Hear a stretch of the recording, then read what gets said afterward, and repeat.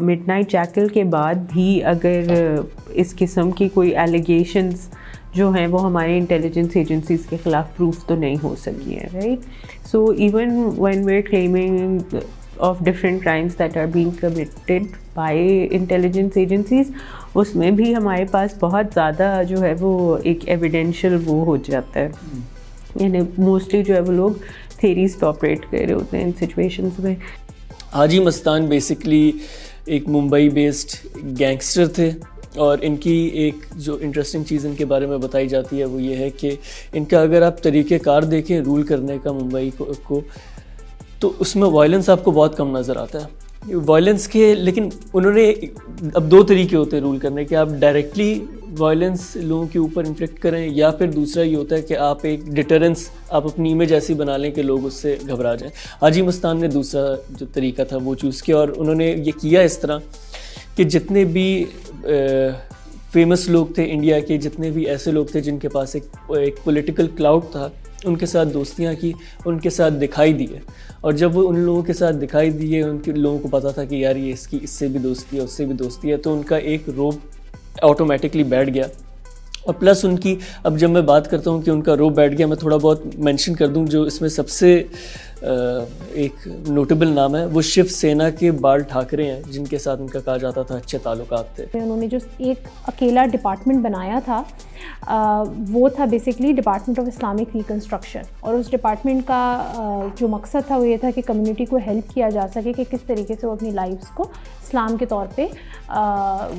اسلام کے قانون کے مطابق گزار سکیں. تو انہوں نے کہا کہ اگر وہ اسلامک اسٹیٹ نہ چاہتے ہوتے تو وہ پھر شاید یہ ڈپارٹمنٹ نہ بناتے. بٹ اگین جو اس کے اوپر لبرلس کا آتا ہے کہ آپ پھر ان کی 11 اگست والی اسپیچ اٹھا کے دیکھ لیں, جس میں انہوں نے کہا ہے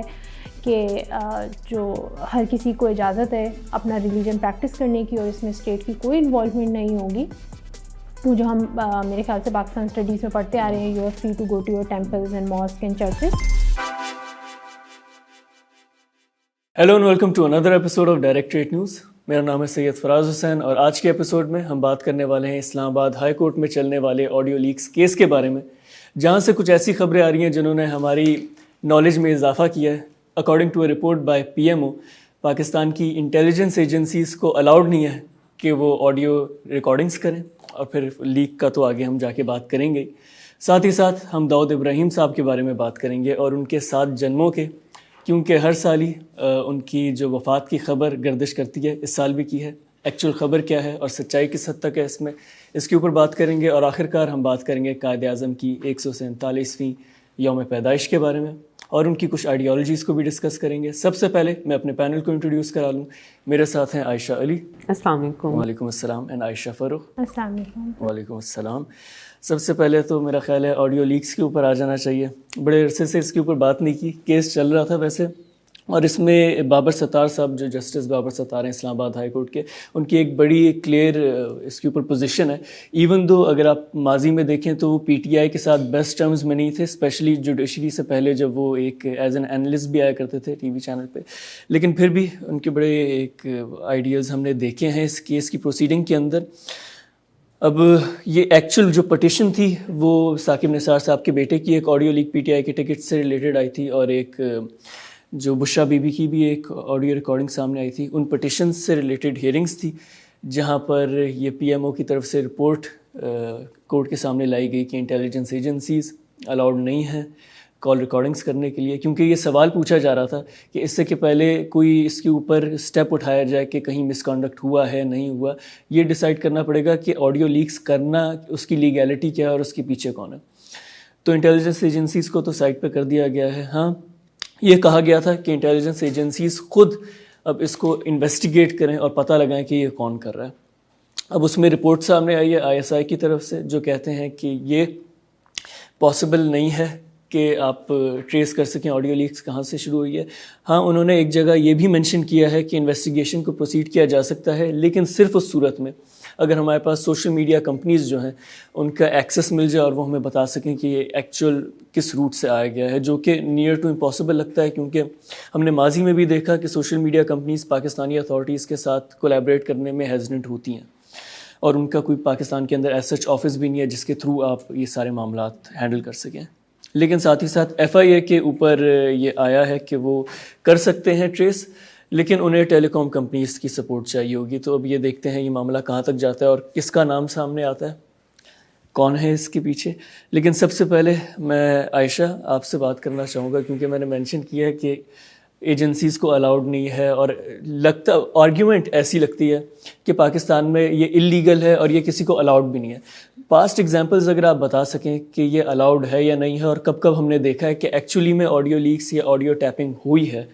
پاکستان کی پالیٹکس کے اندر. تو اگر ہم پچھلے 2-3 سالوں میں دیکھتے ہیں تو ہم نے دیکھا ہے کہ ہر ہفتے ہم نے کوئی نئی آڈیو لیک دیکھی ہے، جس میں بہت زیادہ پولیٹیکل فگرز کی بھی آڈیو لیکس تھیں، ان کی فیملیز کی بہت زیادہ آڈیو لیکس تھیں. جو پرانے ہمارے چیف جسٹس تھے عمر عطا بندیال صاحب، ان کی فیملی کی کچھ آڈیو لیکس آئی تھیں. ثاقب نثار صاحب کی آئی ہیں. ابھی جو ریسنٹ جس طرح آپ نے ذکر کیا کہ بشرا بی بی کی ان کی لائر کے ساتھ تھیں جس کے اوپر یہ پٹیشن ہوئی تھی. سو اب اس میں 2-3 سوال ہیں. اسلام آباد ہائی کورٹ نے یہ آرڈر تو دیا ہے، بٹ ایک تو چلیں آپ آڈیو لیک کرتے ہیں کہ فیملیز وغیرہ کی نہیں ہونی چاہیے، اسپیشلی پولیٹیشینز یا جو سینئر آفیشلز ہوتے ہیں. بٹ ایک تو پولیٹیکل موٹیویشنز کی وجہ سے یہ کی جاتی ہیں، پر دوسرا ہے کہ بہت سارے اس طرح کے آپریشنز ہوتے ہیں، کووڈ آپریشنز ہوتے ہیں جو ڈفرینٹ آپ کی ایجنسیز، چاہے آپ کی IB ہے یا ISI ہے، وہ کر رہی ہوتی ہے، اور ان کو اس طرح کی چیزوں کی ضرورت ہوتی ہے. تو اس میں پھر کس حد تک الاؤ ہوگا، کس حد تک الاؤ نہیں ہوگا، کیا انہیں یہ کرنے سے پہلے کوئی اجازت نامہ لینا پڑے گا، کوئی کورٹ میں جا کے پہلے سے فائل کرنا پڑے گا کہ ہم اس کیس کے لیے کریں. اور اب انٹیلیجنس کے آپریشنس بھی اگر ہم دیکھیں تو وہ اوبیسلی بڑے سیکریٹیو ہوتے ہیں. تو کیا اس طریقے سے کورٹ میں ان کا بتانا کہ ابھی ہم یہ کنڈکٹ کرنے والے ہیں اور ہمیں اس طرح کے لوگوں کی چاہیے. سو وہ بڑے ایک کنفیوژن ہے جس پہ کوئی کلیئرٹی نہیں دی گئی ہے. اور آئی ہوپ کہ اسلام آباد ہائی کورٹ اس کے اوپر کوئی ڈیٹیل آرڈر پاس کرے یا وہ بتائے کہ کس حد تک ایجنسیز کو الاؤ ہوگا یا نہیں. اگر ہم ایگزامپلس کے اوپر جاتے ہیں تو جو سب سے فیمس ایگزامپل ہے جس کے اندر ایجنسیز نے خود IB اور ISI دونوں کے آن ریکارڈ موجود ہیں، انٹرویوز بھی ان لوگوں کے موجود ہیں، جب آڈیو ٹیپنگ ہوئی تھی وہ آپریشن مڈ نائٹ جیکل کے نام سے ہے. جب بے نظیر بھٹو صاحبہ کی پہلی گورنمنٹ تھی اور ان کے خلاف ایک ووٹ آف نو کانفیڈنس لایا جا رہا تھا اس ٹائم پر، تو ہم دیکھتے ہیں کہ اس کے 2 مرکزی کردار تھے، میجر عامر اور بریگیڈیئر امتیاز باللہ، اور ان کو بعد میں فورسڈ ریٹائرمنٹ بھی دی گئی تھی. ان کو سیک کیا گیا تھا اس وقت ISI سے، اور ان کے اوپر ایلیگیشنز یہی تھیں کہ دے ور دا ونس جو کہ پیپلز پارٹی کے MNAs کو برائب کر رہے تھے کہ آپ نے ووٹ کرنا ہے BB کے اگینسٹ تاکہ ان کی حکومت چلی جائے. سو اب اگین ان کے اوپر جو تھی اب اس کے اوپر بھی ڈفرینٹ آپ کو انٹرویوز ملیں گے. جو میجر عامر ہیں ان کا یہ کہنا ہے کہ because I was part of the ISI، اور اس ٹائم پہ جو ISI کے DG تھے جو کہ پہلے ریٹائرڈ جنرل تھے، جنرل کلو، انہوں نے کہا کہ مجھے ان کی طرف سے آیا تھا کہ آپ نے چیک کرنا ہے کہ یہ جو سارا معاملہ چل رہا ہے کون یہ کروا رہا ہے، گورنمنٹ سے کون سے لوگ ہیں جو ان کی گورنمنٹ کے خلاف ہیں یا کیا کریں. تو that is why I was involved. جبکہ بریگیڈیئر امتیاز باللہ کے آپ ڈفرینٹ انٹرویوز دیکھتے ہیں تو انہوں نے کہا ہے کہ میں تو ایک آفیسر تھا، مجھے جو کہا گیا تھا میں نے وہ کیا. میرے اوپر DG ISI ہوتے ہیں، میرے اوپر آرمی چیف ہوتا ہے، سو مجھے جو آرڈرز آئے تھے I was simply following that. اس ٹائم پہ اگر آپ اپوزٹ جاتے ہیں، جو ان کا آپریشن کہنا چاہیے یا یہ پورا مشن جو ہے وہ ایکسپوز ہوا تھا وہ IB نے کیا تھا. اور IB کے اس وقت کے جو DG تھے وہ مسعود خٹک صاحب تھے، اور ان کے بھی ایک انٹرویوز ڈان چینل کے اوپر موجود ہیں جس میں انہوں نے کہا ہے کہ ہم نے آڈیو ٹیپ کر کے ہی ہمیں پتہ چلا تھا کہ ISI کے کچھ افسران BB کے خلاف سازش میں مصروف ہیں. سو اب اس طرح کی چیزیں بھی اس طرح کی ایگزامپلس ہمیں لگتا ہے کہ اگر اس طرح کے بہت سارے انٹیلیجنس آپریشنز ہو رہے ہوتے ہیں with in Pakistan, out side Pakistan. اگر آپ پرانی دیکھیں تو ISI نے کچھ عرصہ پہلے ایک اور بھی کہا تھا کہ ہم لوگ ملک کے حالات انٹرنل سیکیورٹی اور ایکسٹرنل سیکیورٹی کے لیے ہمیں اس طرح کی انٹیلیجنس کی ضرورت ہوتی ہے. تو اگین وہی بات ہے کہ ان کو کس حد تک اجازت ہوگی، اور اگر اجازت ہوگی تو وہ پھر کس سے اجازت لیں گے کہ جی ہمیں ان لوگوں کی آڈیو ٹیپ کرنی ہے یا جو بھی کرنا ہے، سو وہ کس حد تک الاؤ ہوگا. سو یہ کچھ سوال ہیں جو ابھی بھی پینڈنگ ہیں اور ہوپ فلی اسلام آباد ہائی کورٹ ان کا جواب دے سکتی ہے. بالکل. اور عائشہ اسی میں آئی تھنک ایک اور بات کرنے کی یہ ضرورت ہے کہ اس کا فیوچر امپیکٹ کیا ہو سکتا ہے، کیونکہ اب الیکشنز ہونے والے ہیں اینڈ آئی تھنک یہ ایکسپیکٹ کیا جا سکتا ہے کہ ابھی تھوڑی بہت اور آڈیو لیکس آئیں گی.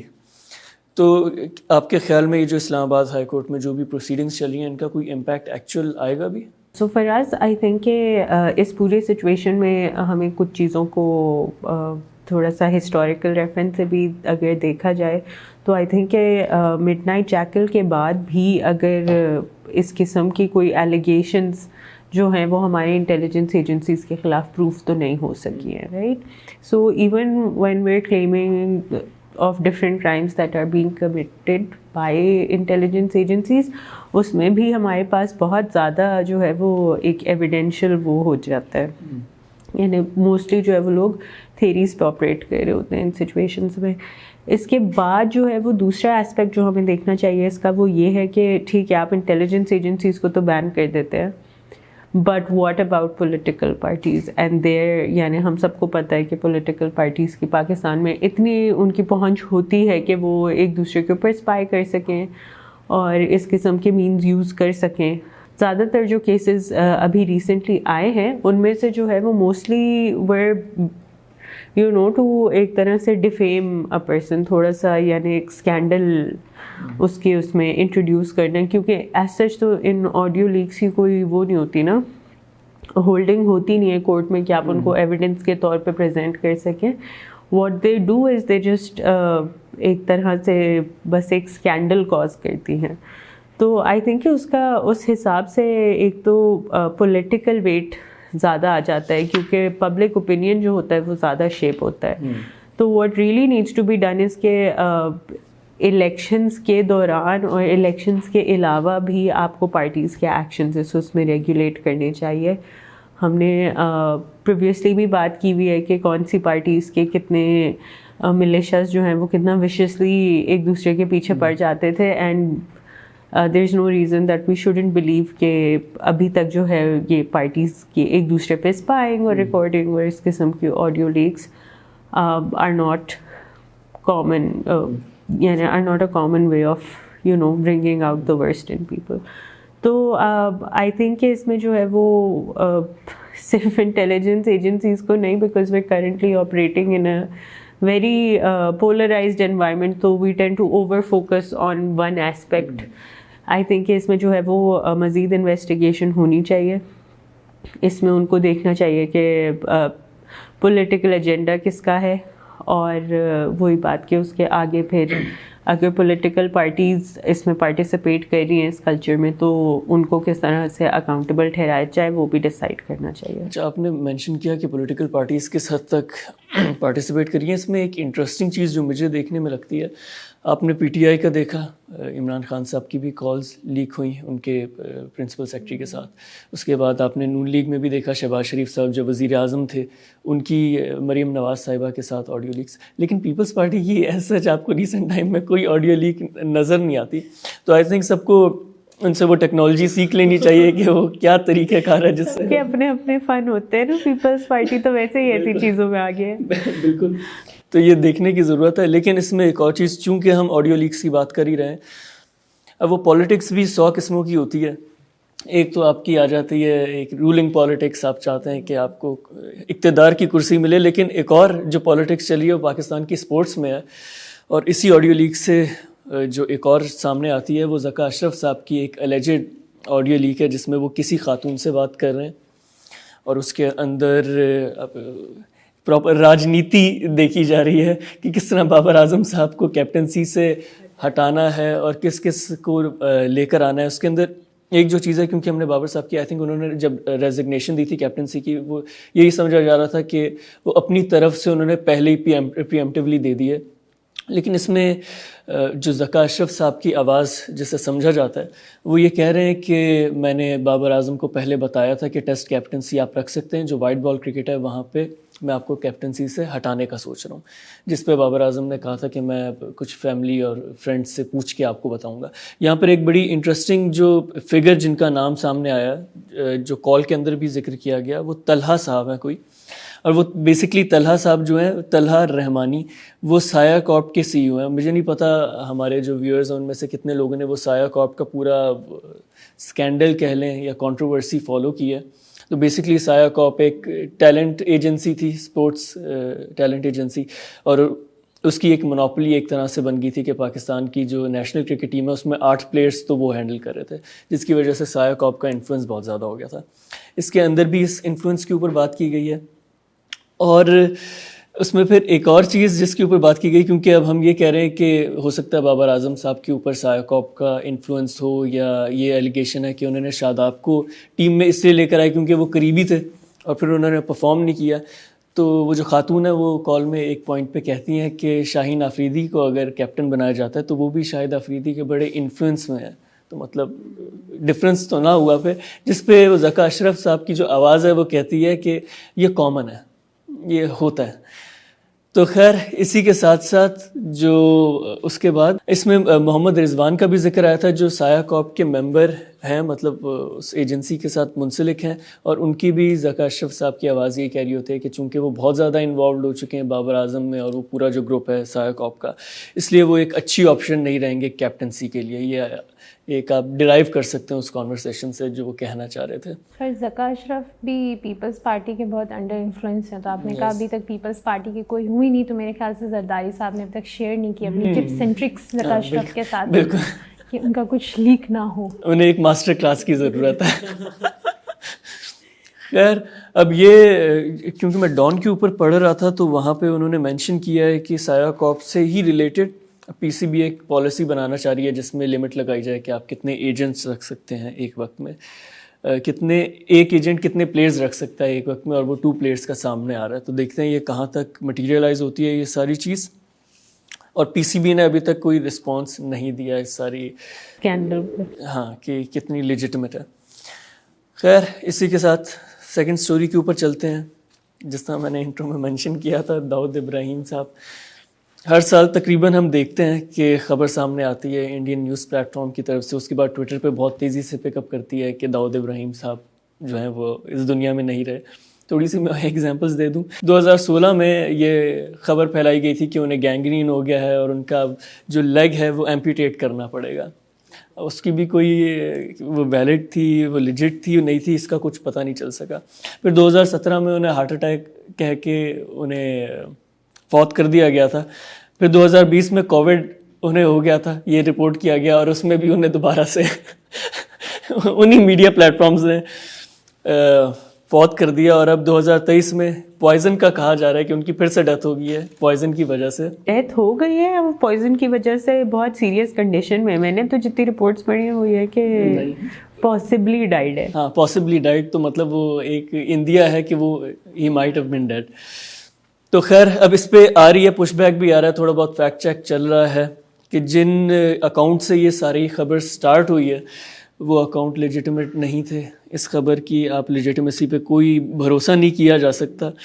تو میں نے کہا سب سے پہلے تو ہم انڈرسٹینڈ کر لیں، انڈینس کو تو پتہ ہوگا، ہم تو صرف داؤد ابراہیم نام سنتے ہیں، ہمیں ایسا پتہ نہیں ہے کہ داؤد ابراہیم. یس اس کی ایک اور مزے کی بات یہ ہے کہ so India is very hell bent کہ داؤد ابراہیم ہیز بین ان پاکستان. بس یعنی وہ بس بہت ٹائم سے پاکستان میں ہی رہ رہے اور وہ کراچی میں ہی رہ رہے، اور یعنی بس کراچی میں ہی بیچارہ رہ رہا، اور پھر بھی اس کو ہر قسم کی بیماری ہو چکی ہے اب تک. سیرے میں نہیں کر رہا. بیچ میں وہ کچھ نیوز سٹوریز دیکھ رہا تھا جس کے اندر انہوں نے اللیجڈ وہ پکچرز ہیں جو پاکستانی انٹیلیجنس ایجنسیز کے ساتھ شیئر کی گئی ہیں کسی رینڈم انکل کی سی سی ٹی وی سے اتار کے داؤد ابراہیم بنا دیا انہیں. لیکن خیر عائشہ بتائیے گا کہ داؤد ابراہیم نام تو ہم نے سنا ہوا ہے لیکن کام کیا تھا ان کا، وہ کس وجہ سے مشہور تھے؟ داؤد ابراہیم کی اگر آپ لائف سٹوری اور ان کی پروفائل دیکھیں تو سب سے انٹرسٹنگ بات ہے کہ ان کو ایک بہت بڑا ڈان اور گینگسٹر مانا جاتا ہے. بٹ داؤد ابراہیم جو ہیں ان کے فادر جو تھے وہ ممبئی پولیس میں ایک ہیڈ کانسٹیبل تھے، اور وہ بڑے ایماندار پولیس آفیسر کے طرف سے جانے جاتے تھے. ان کا نام ابراہیم کاسکر تھا، اور وہ ممبئی پولیس میں ان کا ایک ماننا تھا کہ وہ ایک پرنسپل سٹینڈ لیتے ہیں، بہت ایماندار ہیں. اور پھر داؤد ابراہیم جو تھے کہ اگر آپ تھوڑا سا ٹین ایج ایئرس میں جا کے دیکھیں تو آپ کو ڈفرینٹ ان کے اوپر جن لوگ اس ٹائم سے ان کو جانتے ہیں یا جو کرائم رپورٹرز ہیں جنہوں نے انویسٹیگیشنز کی ہیں تو وہ بتاتے ہیں کہ انیشلی جو ان کا کرائم کی دنیا سے تعلق اس طریقے سے بنا کہ ان لوگوں نے سٹارٹ میں کچھ رابریز کرنا شروع کیں، کچھ فراڈ کے کیسز میں ہی واز انوالوڈ، لیکن وہ بہت مائنر کیسز ہوتے تھے. اور اس کی وجہ سے ان کا اپنے فادر کے ساتھ تعلق کافی خراب ہوا، بیکاز وہ ایک بہت ایماندار پولیس آفیسر تھے. پھر انہوں نے جو انیشل سٹارٹ کیا وہ ایک لوکل گینگسٹر تھے بھاشو دادا کے نام سے, ان کے گینگ کو جوائن کیا, اور انہوں نے اور ان کے بھائی نے دونوں نے جوائن کیا, اور وہاں سے ان کا ایک سٹارٹ ہوتا ہے گینگ کی دنیا میں. لیکن پھر کچھ سالوں کے بعد یہ گروپ انہوں نے اپنا علیحدہ کر لیا, اور یہ انہوں نے اپنا ایک گروپ بنایا ڈی کمپنی کے نام سے, جو ان کے اور ان کا بھائی چلاتا تھا شبیر ابراہیم کاسکر. لیکن جو ان کا رائیول گروپ ہے پٹھان بردرز, ان کو انہوں نے بیسکلی ان کے بھائی کا قتل کروایا, اور اس کے بعد he was the sole owner of D company. اور تب سے ہمیں دیکھنے کو ملا کہ کس طریقے سے داؤد ابراہیم نے جو ہے وہ ایک پاور میں آئے, اور کس طریقے سے انہوں نے پھر اس چیز کو تھوڑا زیادہ بڑھایا. سو ان کا داؤد ابراہیم کا جو میجر ان کے اوپر ایلیگیشنز آتی ہیں کہ وہ ڈرگ اور ویپن اسمگلنگ میں بہت زیادہ انوالو تھے, ٹارگیٹ کلنگز میں تھے, ایکسٹورشنز میں تھے. انڈیا میں رہ کے 2 بہت بڑے بالی ووڈ کے پروڈیوسرز تھے, جاوید صدیق اور گلشن کمار جن کی جو ٹی سیریز کے مالک تھے, اور اب آئی تھنک ان کے بیٹے بھوشن کمار اس کو چلا رہے ہیں. تو ان دونوں کا جو مرڈر کیس تھا اس میں بھی داؤد ابراہیم کا الیجڈ انوالومنٹ آتی ہے کہ انہوں نے, کیونکہ انہوں نے بھتہ دینے سے انکار کیا تھا, اور اس طریقے سے بیک اینڈ فورتھ ہوا, اور پھر انہوں نے اپنے ٹارگیٹ کلرز کو یوز کروا کے ان کو مروا دیا. ابھی تک اوبویسلی یہ چیزیں پروو اس طریقے سے نہیں ہو پائیں, بٹ اس میں داؤد ابراہیم کی انوالومنٹ نظر آتی ہے. پھر 1986 میں یہ most wanted by Mumbai police بنے, اور اس کی وجہ سے ان کو کہا جاتا ہے کہ شاید یہ دبئی کی طرف انہوں نے اپنا رخ کر لیا, اور پھر دبئی سے اپنے جو ان کا سیکنڈ ان کمانڈ تھا اس کا نام چھوٹا راجن ہے, اور اس کے تھرو یہ ممبئی میں اپنے کام چلوا رہے تھے اور اپنا گینگ کا جو کام تھا وہ کروا رہے تھے. اس کے بعد جو سب سے بڑی ایلیگیشن آتی ہے وہ آتی ہے 1993 میں ممبئی میں کچھ اٹیکس ہوئے تھے, جس میں 250 سے زیادہ افراد کی ڈیتھ ہوئی تھی, اور وہ ایک سیریز آف اٹیکس تھے. آئی تھنک کوئی 8 سے 9 جگہوں پہ ممبئی میں اٹیک ہوا تھا, اور وہ کہا جاتا ہے کہ وہ جو ٹیرر اٹیک ہے اس میں Dawood Ibrahim was one of the masterminds, اور اس میں ان کی بہت انوالومنٹ تھی. اور وہ اٹیکس جو تھے اس ٹائم پہ اگر آپ دیکھتے ہیں تو انڈیا کے حالات کافی زیادہ خراب چل رہے تھے. آفٹر 1992 ڈیمولیشن آف بابری مسجد, اس کے بعد ایک بڑی مسلمانوں اور جو آپ کے دوسرے ہندو گروپس ہیں ان کے درمیان کافی زیادہ رائیولری چل رہی تھی, بہت رائٹس ہو رہے تھے دونوں سائڈس پر. تو یہ بھی کہا جاتا ہے کہ یہ اٹیک جو ہے بیسکلی کیونکہ بابری مسجد کی کو گرایا گیا تھا ہندوؤں کی طرف سے, جو رائٹ ونگ ہے ان کا, اور اس میں کافی زیادہ مسلمانوں کے اوپر بھی حملے کیے گئے تھے, ان کی ڈیتھس ہوئی تھیں. تو یہ کہا جاتا ہے کہ 1993 بامبنگز جو ہیں وہ بیسکلی مسلمانوں نے کی طرف سے ایک بدلہ لینے کا ایک ایکٹ تھا. اب اس میں بھی ان کے اوپر پروف نہیں ہے, بٹ یہ کہا جاتا ہے کہ he is one of the masterminds, اور ان کے لوگ انوالو تھے, اور انہوں نے شاید پرووائڈ کی تھیں چیزیں. پھر ان کے اوپر ایک اور بھی ہے, انڈیا ٹوڈے کی ایک رپورٹ تھی, اب اس کے اندر کتنی کریڈیبلٹی ہے یہ تو ہمیں نہیں معلوم, لیکن یہ بھی کہا جاتا ہے کہ انہوں نے لاجسٹکس پرووائڈ کیے تھے جو 2008 کا ممبئی اٹیک تھا, جس کو ہم 26/11 کے نام سے جانتے ہیں. لیکن یہ بھی کہا گیا کہ آفٹر 1993 کیونکہ ان کا دبئی میں رہنا بھی مشکل ہو گیا تھا, اور ان کے پیچھے ممبئی پولیس جو تھی وہ کافی پیچھے تھی ان کے, تو یہ کراچی آ گئے تھے. اب یہ کراچی میں ہیں یا نہیں ہیں, تب سے ایلیگیشنز چل رہی ہیں کہ he is based in Karachi, لیکن اس کی بھی کوئی کنفرمیشن نہ ہی پاکستان گورنمنٹ کی طرف سے دی گئی ہے, نہ ہی اور کہیں سے ملی ہے.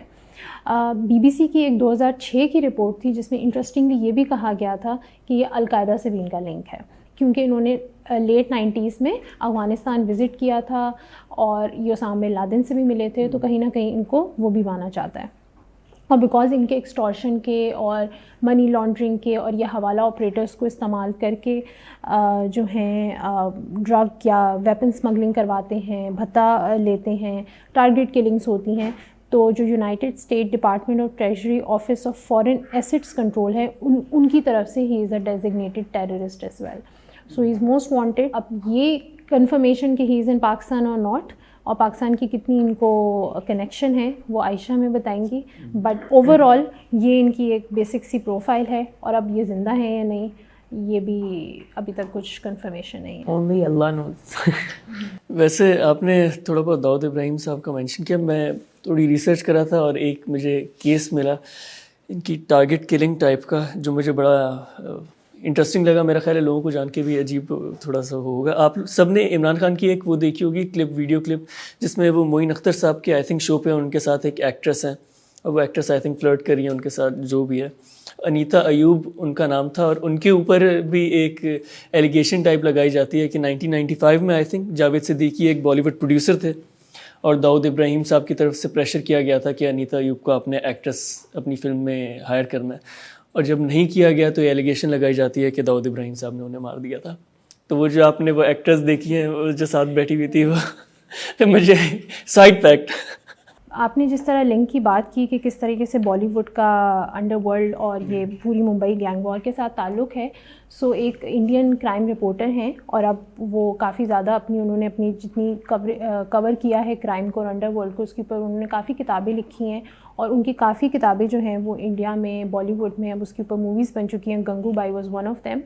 تو ان کی ایک کتاب ہے مافیا کوئنز آف ممبئی, اور گنگو بائی کی سٹوری بھی اسی کتاب کا ایک حصہ ہے. تو اس میں انہوں نے 6 سے 7 ڈفرینٹ اس طرح سٹوریز لکھی ہیں, اور اس کے اندر ایک اور ایکٹریس کا بھی اسی طریقے سے ہے کہ کس طریقے سے ان ایکٹریسز کو یوز کیا جاتا تھا بائی جو آپ کے ممبئی کے انڈر ورلڈ کے ڈانس تھے, اور کس طریقے سے انہیں بالی ووڈ میں پلان کیا جاتا تھا کہ آپ اس کو موویز میں رکھیں. اور پروڈیوسرز کو بہت زیادہ پریشر ہوتا تھا, ایک تو بھتے کا بھی ہوتا تھا اور ایک ان کا بھی ہوتا تھا کہ آپ نے ہماری جو پسندیدہ ہیروئنز ہیں ان کو آپ نے کاسٹ کرنا ہے. بالکل ایسا ہی ہے. عائشہ تھوڑا سا اب آپ بھی بتائیں کہ پاکستان کے ساتھ ان کا کیا کنیکشن ہے, اور یہ کراچی میں کیوں اتنی دفعہ پائے جاتے ہیں, پائے بھی جاتے ہیں کہ نہیں؟ So as far as his location in Karachi is concerned, وہ 2-3 دفعہ جو ہے وہ پاسٹ میں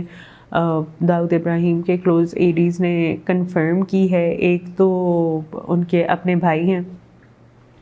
جنہوں نے یہ کلیم کیا تھا کہ ان کا جو ہے وہ پاکستان آنا جانا لگا رہتا ہے, اور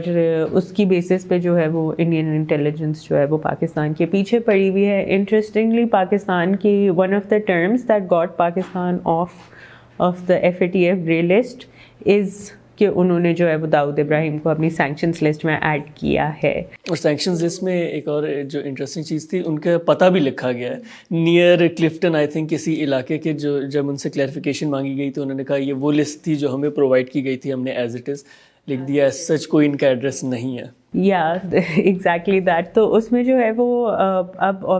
obviously داؤد ابراہیم کے کارنامے تو عائشہ نے بتا ہی دیے,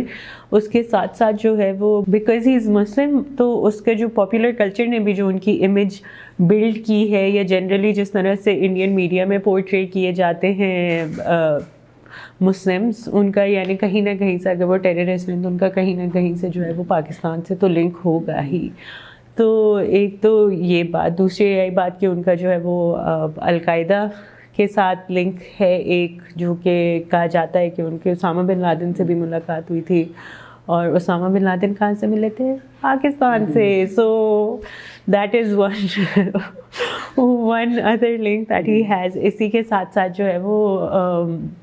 یہ بھی کہا جاتا ہے کہ ان کی بہت کلوز ٹائز ہیں لشکر طیبہ کے ساتھ, وچ واز بیسکلی 26/11 والی بامبنگس کے پیچھے جو مین ٹیرر گروپ تھا وہ, اور ان کے ساتھ کتنا لنک ہے یا کس کے ساتھ ان کی کنیکشنز ہیں یہ مجھے ابھی تک کہیں ڈیٹیل میں نہیں ملا ہے. تو بٹ آئی ایم شیور کہ ان کو آرم سپلائی کرنا, کیونکہ that is what Dawood Ibrahim did, تو ان کے آرم سپلائی اور اس سب میں جو ہے ضرور ان کا کوئی نہ کوئی ہاتھ ہوتا ہوگا. سو ابھی جو ہے وہ ریسنٹلی جس قسم کی نیوز انڈین میڈیا پہ آ بھی جاتی ہے فریکوینٹلی وہ یہ ہے کہ ایک تو فیک نیوز کا, اینڈ آئی ڈونٹ نو کہ یہ کتنی ٹرو ہے, پر اٹس ڈیفینیٹلی ورتھ مینشننگ ہے. ان کا یہ کہنا ہے انڈینس کا کہ ابھی ریسنٹلی جو ہے دے آر پلاننگ اندر 26/11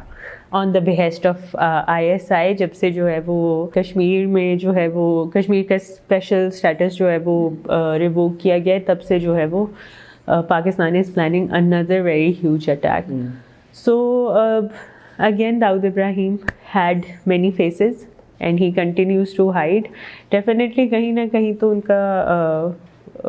obviously has very strong links. دوسرا جو سب سے انٹرسٹنگ لنک بنتا ہے داؤد ابراہیم کا with Pakistan is کہ his daughter Marukh is married to Javed Miandad's son Junaid. So 2005 میں ان دونوں کی شادی ہوئی دبئی میں. ایونٹ ہوا اور جتنے بھی ایونٹس تھے اس میں جو ہے وہ داؤد ابراہیم جو ہے وہ انہوں نے نہیں اٹینڈ کی وہ شادیاں بیکاز ہی واز وریڈ کہ there was going to be a lot of press اور ان پہ جو ہے وہ بہت فوکس ہوگا. سو ایک تو یہ بہت انٹرسٹنگ لنک ہے. اسی کے ساتھ ساتھ جو ہے وہ کہا یہ جاتا ہے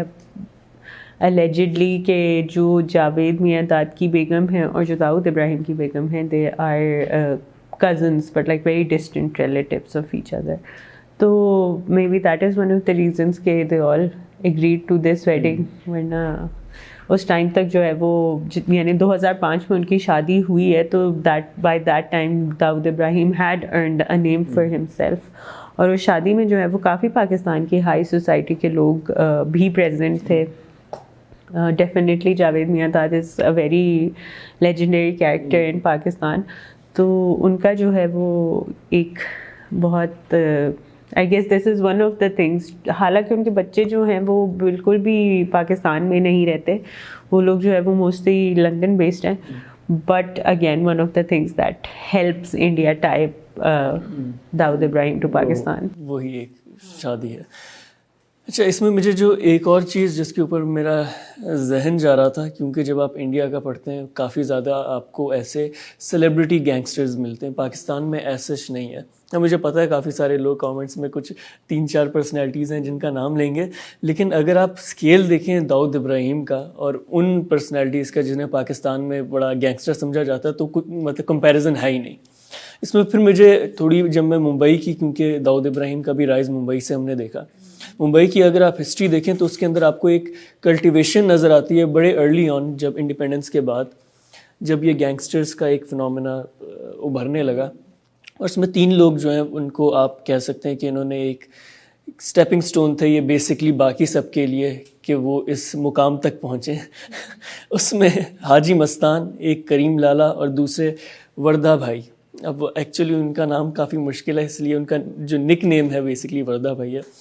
تو تھوڑا بہت آ جاتے ہیں. حاجی مستان میں چاہتا تھا تینوں کے ایک بیسک بتا دوں کہ وہ تھے کون.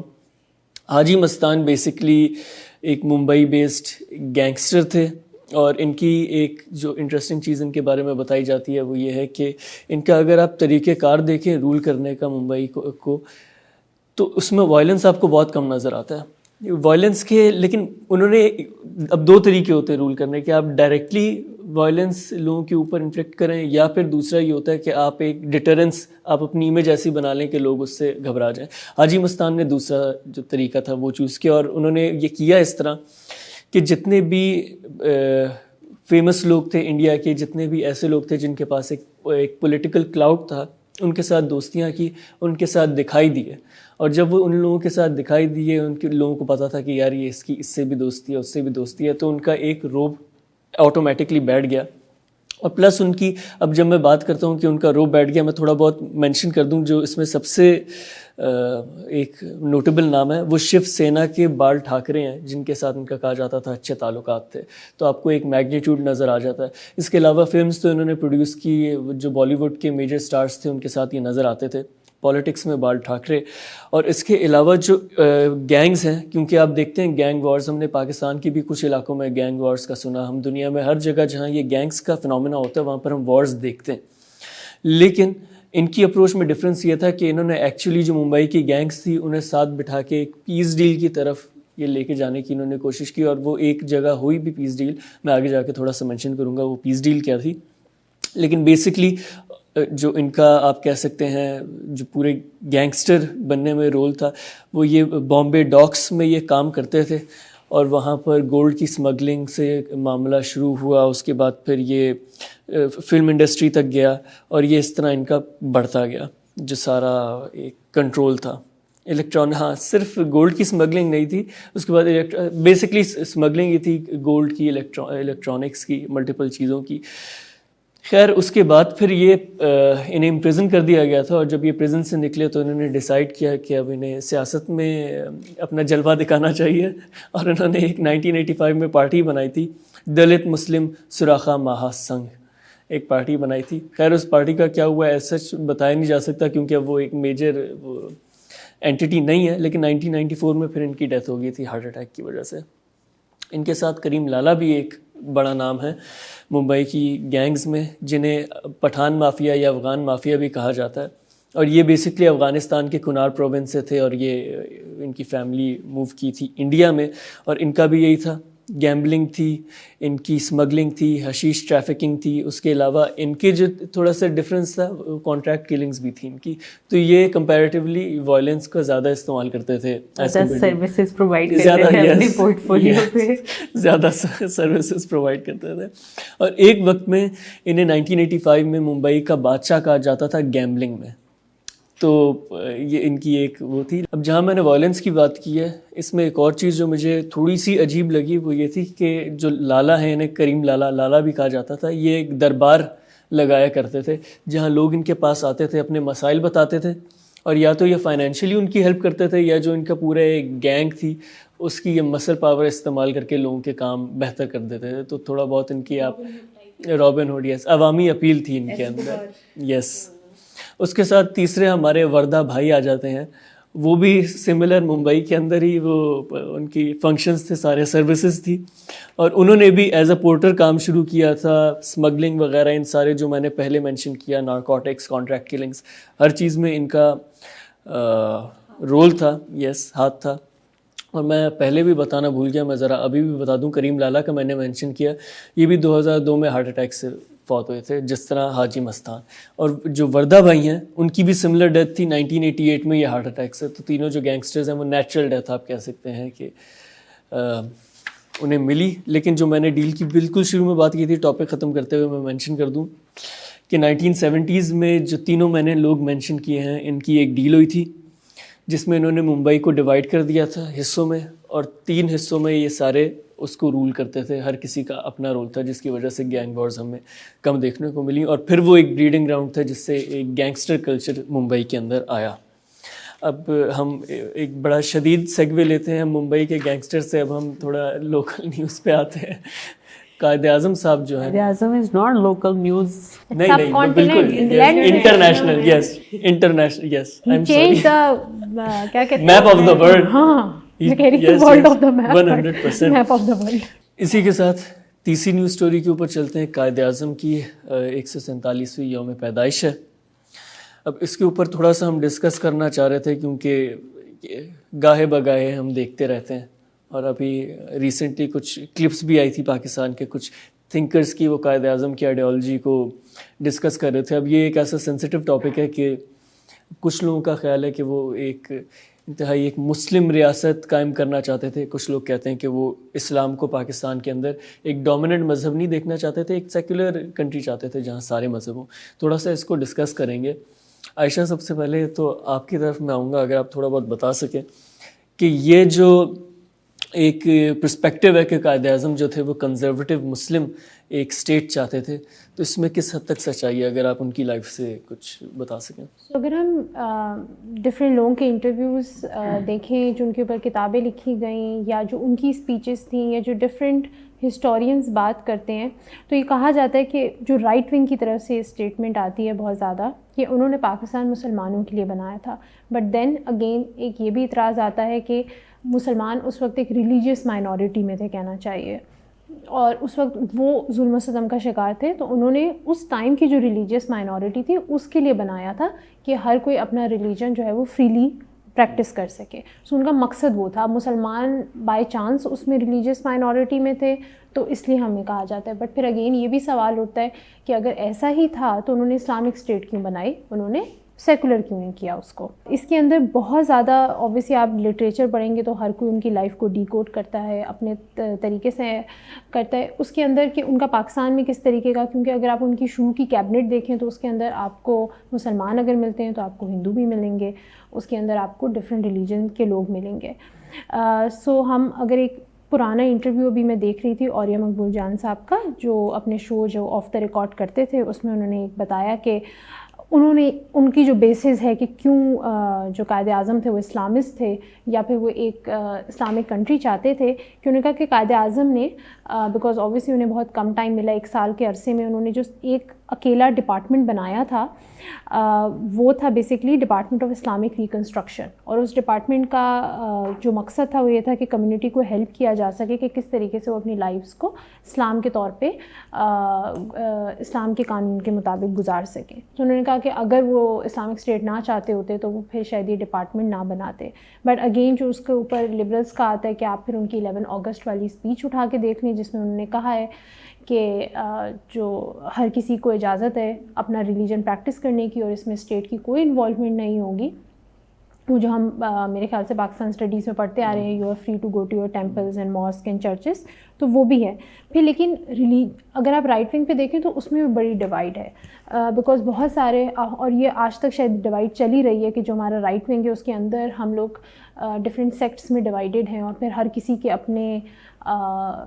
مولوی حضرات ہوتے ہیں جو ہر طرح کے فتوے دیتے ہیں. تو ایک انٹرسٹنگلی قائد اعظم پہ بھی ایک فتویٰ لگایا گیا تھا اور یہ کہا گیا تھا کہ اگر محمد علی جناح کو جو قائد اعظم کہے گا اس کا جو ہے وہ مطلب وہ اسلام سے وہ مطلب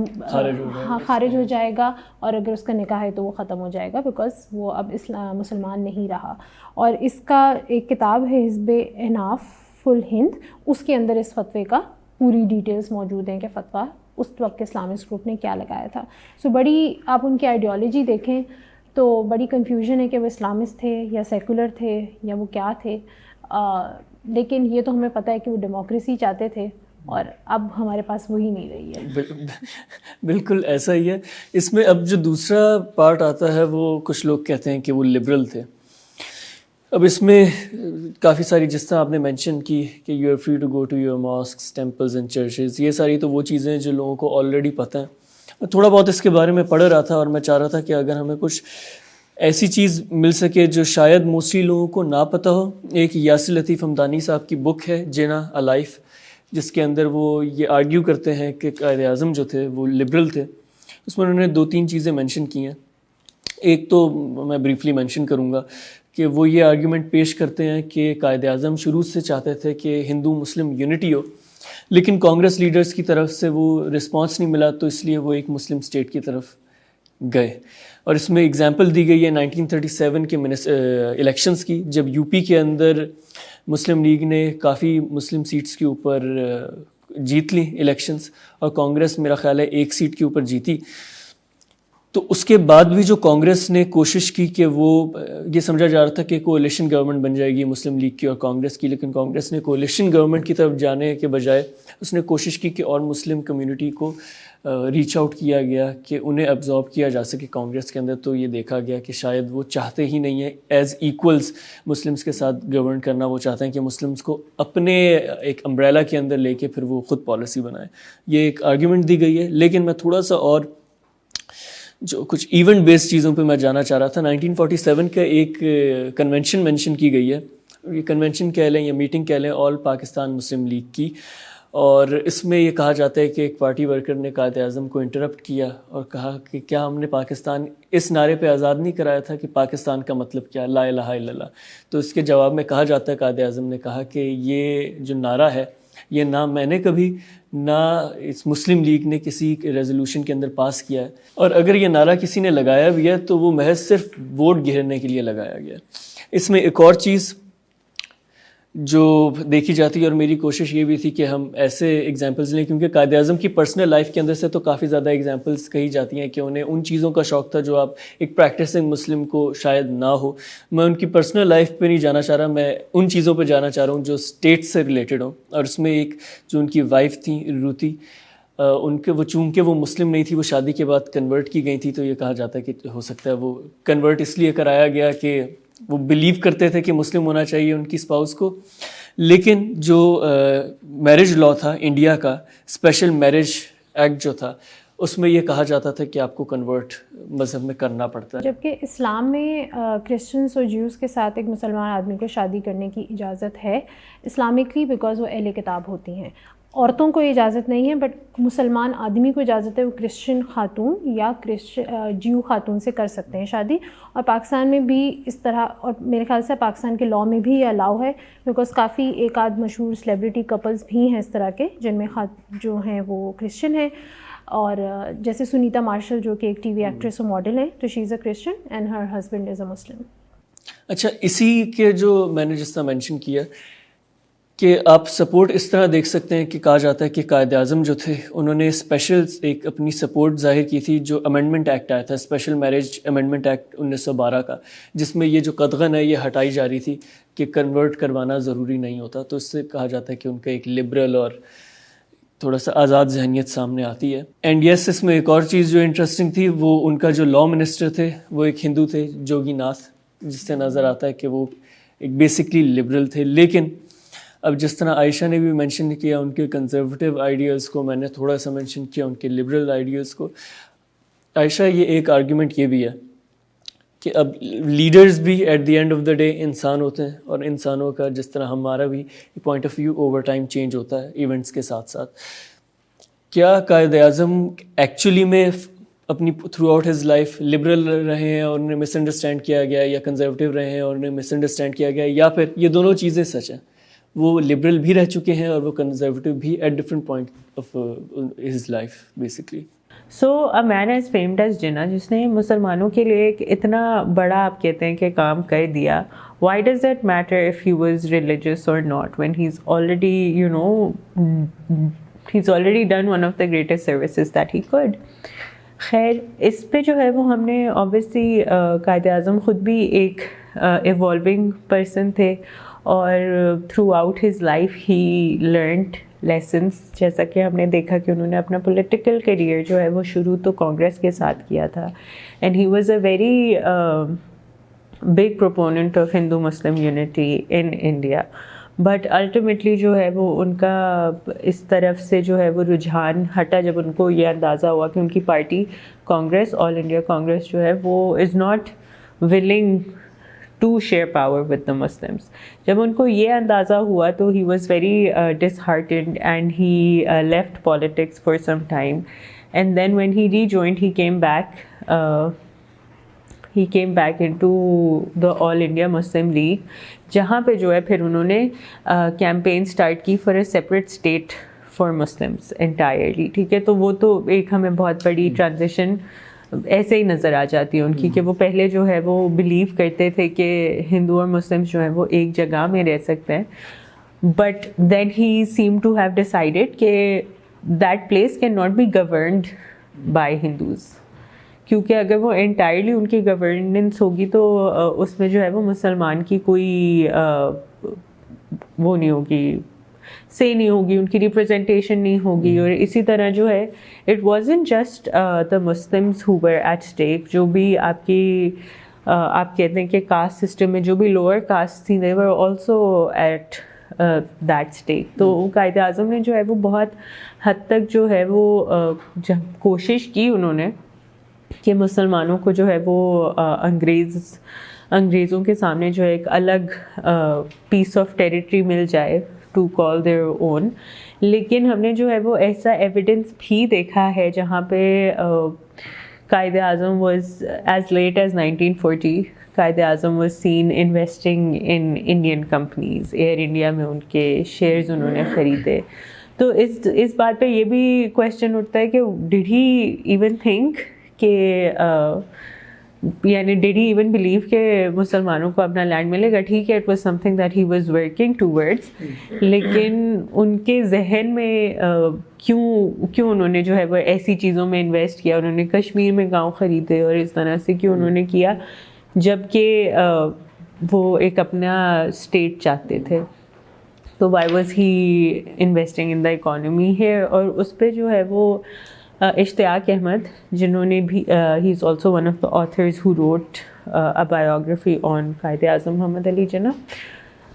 ان کا یہ کہنا ہے کہ it was because Quaid Azam جو ہے was just looking out for ہم سیلف. ٹھیک ہے, اٹ ڈزنٹ ریئلی میٹر کہ وہ سیکولر تھے یا وہ کنزرویٹو تھے اس طرح سے, کیونکہ وہ اس پوائنٹ پہ he was just trying to look out for himself and his investments and protect his stature اس ٹائم پہ, کہ وہ انویسٹمنٹس بھی اپنی جاری رکھتے تھے. اور پھر اوبیسلی جب پاکستان بنا تو اس میں بھی ہم نے دیکھا کہ محمد علی جناح نے بہت ایمانداری سے جو ہے وہ اپنا رول ایز گورنر نبھایا اور اس کو بہت اچھے سے سر انجام کیا. اس میں جو ہے وہ سو ایک اور امپورٹنٹ بات جو I think we forgot to mention is کہ قائد اعظم پہ ایک بہت ڈیٹیلڈ پیس لکھا گیا by a very great historian Stanley Wolpert. انہوں نے جو ہے وہ جناح پہ ایک کتاب لکھی اور انہوں نے قائد اعظم کے پورے کیریکٹر کو اسٹڈی کیا, اور جب وہ یعنی پبلش ہونے پہ بات آئی تو اس میں جو ہے وہ ایک لائن پہ یہ بات مینشن تھی کہ ہی انجوائڈ ہیم سینڈوچز, جس کی بیسس پہ جو ہے وہ اس ٹائم کی جو پاکستانی حکومت تھی دے تھاٹ کہ ham sandwiches were some thing that were very in Islamic and that portrayed, یعنی ہم نے جو ہے وہ جناح کو ایک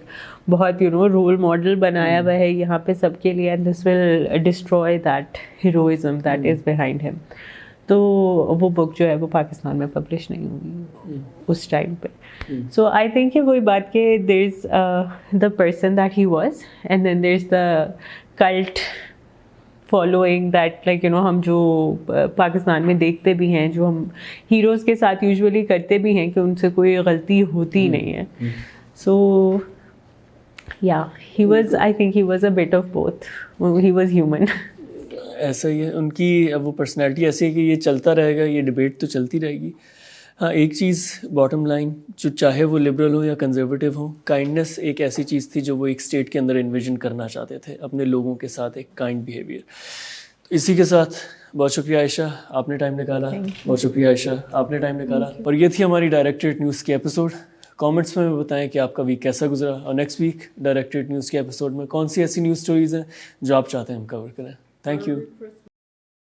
Thank you for watching the full video. We have noticed that most of you haven't subscribed to our YouTube channel, so we encourage you to hit the bell icon and subscribe to our YouTube channel.